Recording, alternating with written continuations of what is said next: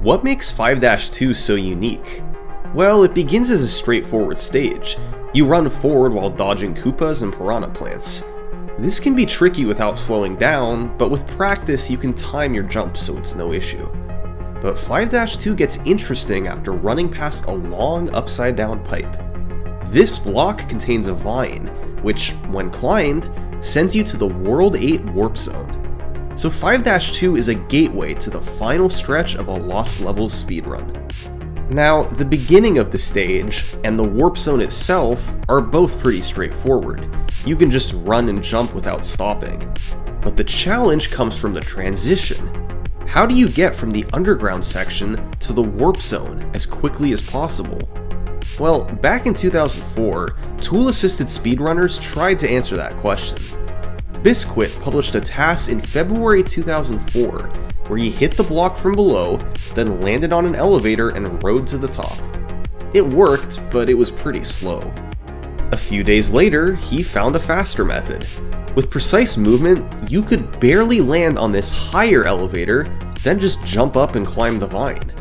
This was about a second faster, but there was still one frustrating element.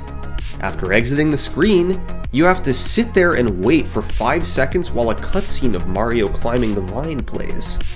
This is universal anytime you climb a vine in Super Mario Bros. It's not unique to 5-2, but it did slow the stage down quite a bit. So Biscuit's methods from 2004 were fast, but a question still remained. Can you somehow get rid of this 5-second cutscene? Welcome to 2008. The best Super Mario player in the world is a man known as Andrew G. Andrew is synonymous with Mario speedrunning. He's held the Mario 1 record for years, and is so far ahead that he's gotten bored with it. So now, he's playing its sequel, The Lost Levels. Andrew began running the game in mid-2008, and initially played 5-2 like others did. But then, Andrew decided to try something new. See, whenever you leave the screen, the game determines where you go based on a value called the area pointer. In 5-2, once you pass the right lip of this pipe, the area pointer changes to the warp zone, which is why the vine takes you there. But the game doesn't care how you leave the screen. You can either climb a vine or go down a pipe, and you'll be taken to the same place. Except the cutscene only plays when you climb a vine.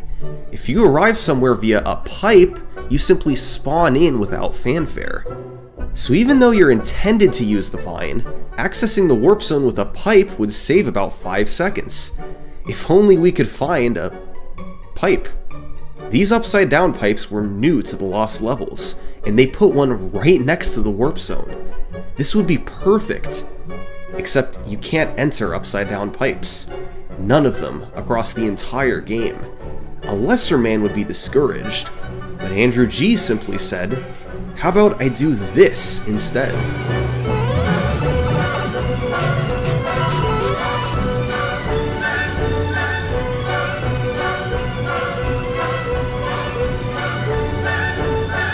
This is a normal pipe.